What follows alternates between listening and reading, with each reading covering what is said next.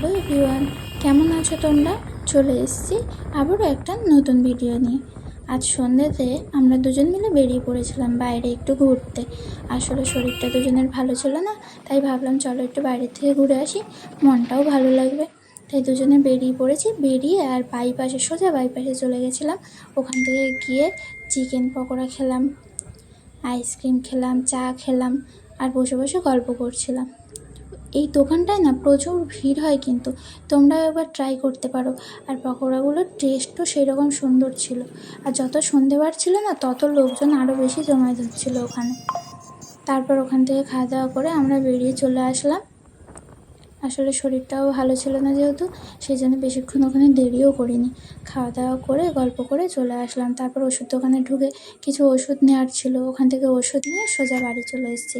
এইভাবেই সন্ধ্যাটা কাটিয়েছিলাম। টাটা।